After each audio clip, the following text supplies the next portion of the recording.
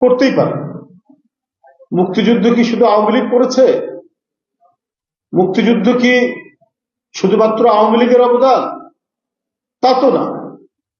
মুক্তিযুদ্ধ ছিল মূলত একটি গণতান্ত্রিক আন্দোলন। মুক্তিযুদ্ধে রূপ নিল কারণ যে অধিকারটুকু দেওয়ার কথা, নির্বাচনের যে ফলাফল প্রকাশ করার কথা, সেই ফলাফল প্রকাশ হওয়ার পরেও নির্বাচিত যারা হয়েছেন তাদেরকে সরকার গঠন করতে দেয়নি। ওটা করেছে ইয়াহিয়া খান, ওটা করেছে টিক্কা খানরা, ওটা করেছে জুলফিকার আলী ভুট্টো। তারা ছিল অন্য জাতি, অন্য দেশ, তাদের বিরুদ্ধে যুদ্ধ করে আমাদের এই অবদান তৈরি করেছে, অর্জন তৈরি করেছে। এখানে সেখানে সেনাবাহিনী যুদ্ধ করেছে, পুলিশ যুদ্ধ করেছে, বিভিন্ন রাজনৈতিক দল যুদ্ধ করেছে। যদি আবার বিচার বিশ্লেষণ করা যায় তাহলে দেখা যাবে যে আওয়ামী লীগের সেই ক্ষেত্রে ভূমিকা অত্যন্ত কম, কারণ তারা মুক্তিযুদ্ধের ঘোষণা দিতে পারেনি। যদি সত্যিকার অর্থেই মুক্তিযুদ্ধের বিষয়ে আন্তরিক থাকতো তাহলে মুক্তিযুদ্ধের ঘোষণা তারা দিত। 26শে মার্চ স্বাধীনতার ঘোষণা আর 17ই এপ্রিল আপনার সরকার গঠন করা হলো, মুজিবনগর সরকার।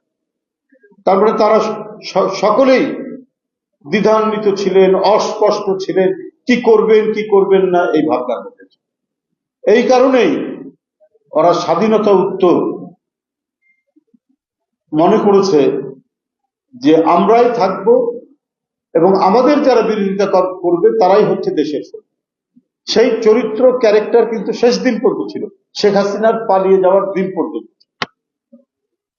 এই কারণে এটিএম খালেদ ছাত্র দলের নেতা কিন্তু বীর মুক্তিযোদ্ধা, সে ক্ষমা পায়নি, তাকে পৃথিবী থেকে সরিয়ে দিয়েছে শেখ হাসিনার পরশুরা।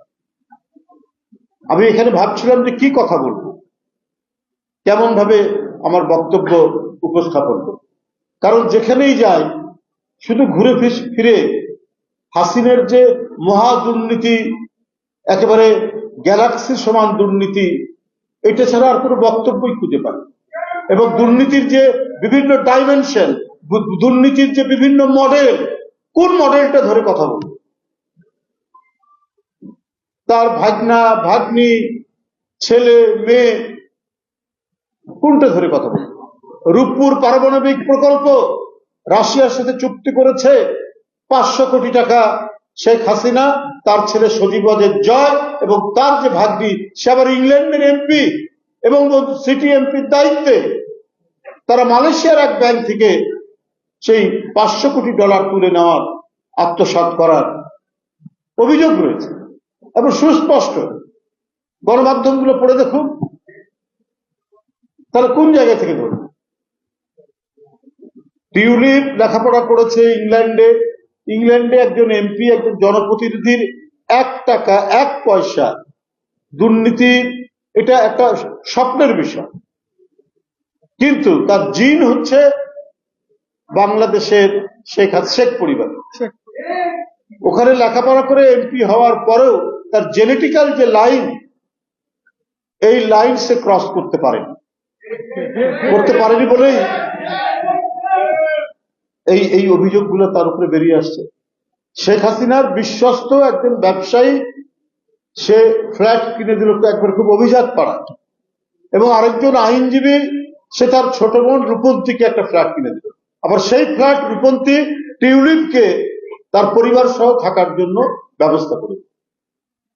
তাহলে এখন লন্ডনের সব পত্র পত্রিকা, ইংল্যান্ডের বিভিন্ন সংবাদ মাধ্যমে এই কথাগুলো আপনার যে বেরিয়ে আসছে, ওখানে মানে জার্নালিজম তো অত্যন্ত শক্ত জার্নালিজম। ওখানে হঠাৎ করে কারো বিরুদ্ধে কোনো অভিযোগ দিয়ে সংবাদপত্র লিখতে পারে না, কিন্তু সেখানে লেখালেখি হচ্ছে, কারণ এগুলো সবই হচ্ছে শেখ হাসিনার এক একটা বিভৎস দুর্নীতির চিত্র। সে চিত্রের আমরা কখনো লন্ডন, কখনো নিউ ইয়র্ক, কখনো জাপান, কখনো মালয়েশিয়া, কখনো দুবাই, বিভিন্ন জায়গা থেকে একটার পর একটা নিউজ আসছে। তাই আজকে শেখ হাসিনা কি স্ট্যাটাসে ভারতে আছে এটা কিন্তু বলতে পারছে না। বাংলাদেশে তার যে 2টি পাসপোর্ট, সেই 2টি পাসপোর্ট, একটা কূটনৈতিক পাসপোর্ট, একটা জাতীয় পাসপোর্ট, দুটাই বাতিল করেছে। তারপরে কি স্ট্যাটাস আছে? ভারত কিভাবে তাকে রেখেছে? কোনো উত্তর দিতে পারছে না, কোনো ব্যাখ্যা দিতে পারছে না। দিবেন কি করে?